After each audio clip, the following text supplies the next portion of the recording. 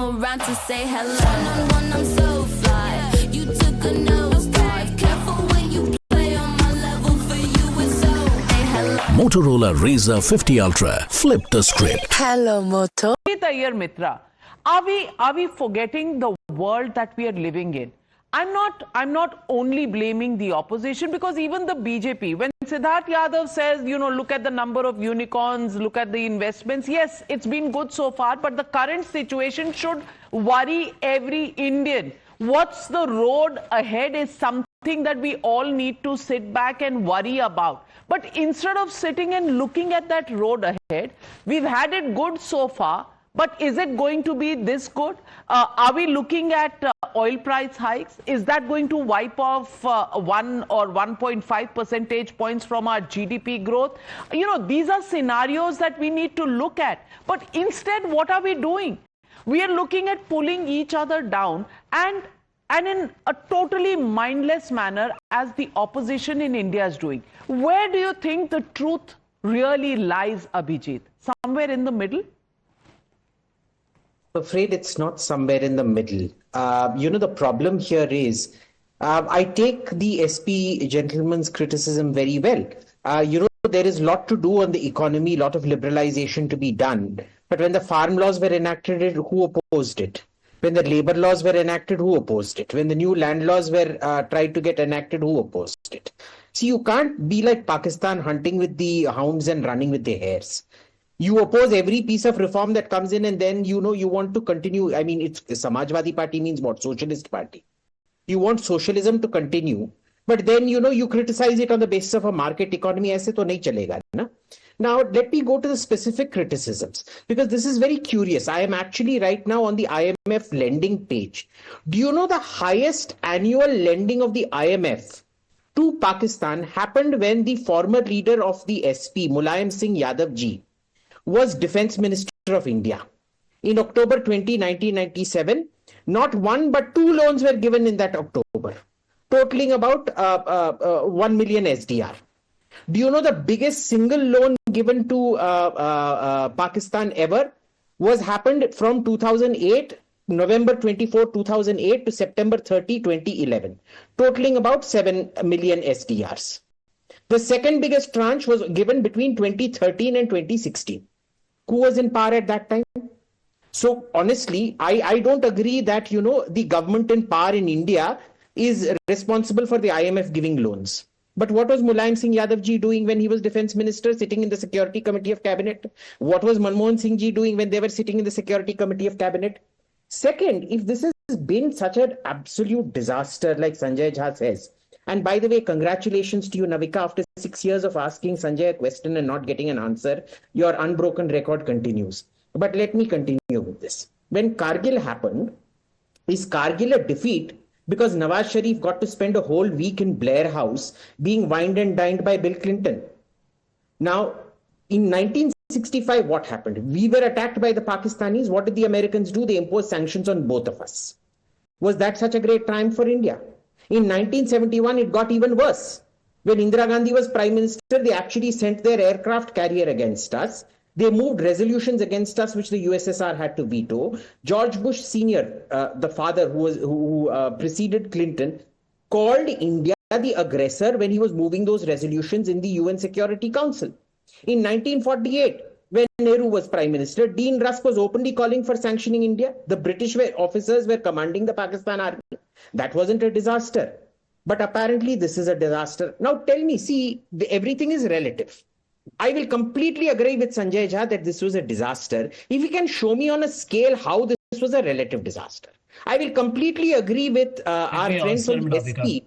I didn't interrupt. I will completely agree with our friend from the SP that this BJP is totally anti-national.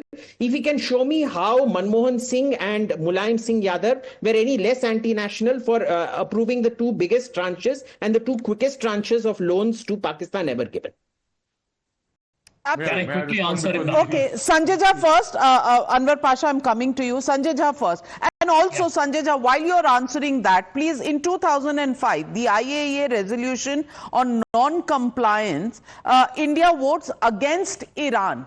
Today you are asking questions on why we are not opening our mouth. You voted against Iran. What happened to our foreign policy then? What happens to Sonia Gandhi's article? And then, twice in 2007 and 2006, we have abstained from a vote. So what was that then? Was that not a calculation on a diplomatic and strategic level when we did not vote either against or for Iran?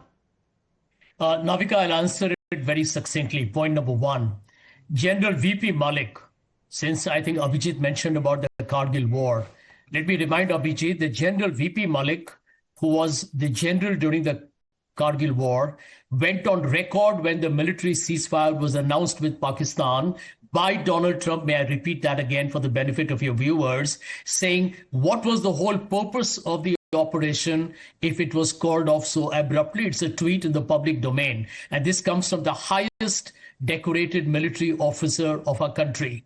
Point number two, you have a situation where this government, Navika, is so opaque, has little respect for the opposition in our country simply because they are in power. Can you imagine they did not even take the opposition into confidence on many aspects of the operation? And it took General Chauhan, and hats off to him for being transparent and honest when he was in Singapore during the Shangri-La conference. And he told a couple of media people that, yes, India did encounter difficulties and may have lost a few fighter jets. I mean, it was not going to be a death knell for India's performance. But this government took 7 delegations. They briefed each one of these delegations. And you're still calling the government opaque, Sushant Sareen. Now, I mean, what do you do? Kitni aarti utarni padegi for them to be convinced?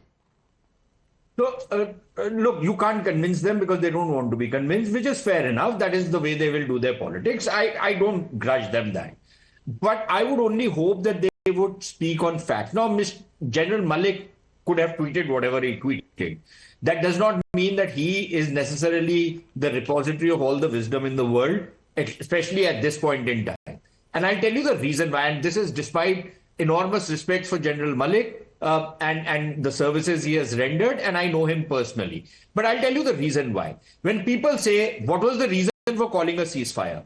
The reason was that the operations objectives had been achieved.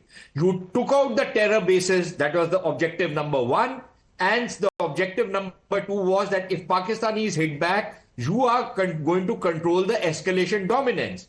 Now, once you achieve both the objectives and the other side sues for peace, then quite clearly you have to be utterly stupid to continue with a fight which is not in your interest, because you don't want to get into a long drawn-out conflict at this point in time when you have other very important objectives to try and meet, including of the economy. So I would imagine that it takes a lot of sense for someone to say, okay, fine, I've achieved what I wanted. I'm not going to step back. I'm not going to go further. Just as Mrs. Gandhi did not pursue with taking back the entire POK when Indian forces in 1971 were dominant.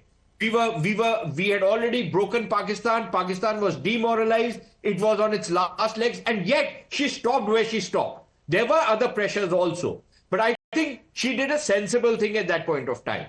That is point number one. The second point which Sanjay was making, I've forgotten what the second point he was making was. General Chauhan speaking in Singapore. So, okay. And Sanjay, out there are two viewpoints to it.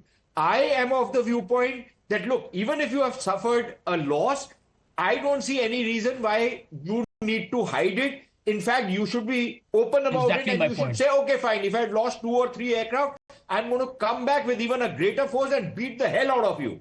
I am of that view. Okay. I'm not embarrassed by losses in combat, and I don't even feel that there is any reason to hide it. But I agree with that. I agree with you. There is another viewpoint which says that, look, you are in an active combat situation. There is no reason to tell the other side what your losses have been. And there is no reason even now to tell them, we will disclose that particular information when the time comes, and we will do it. Exactly. The time and the details will be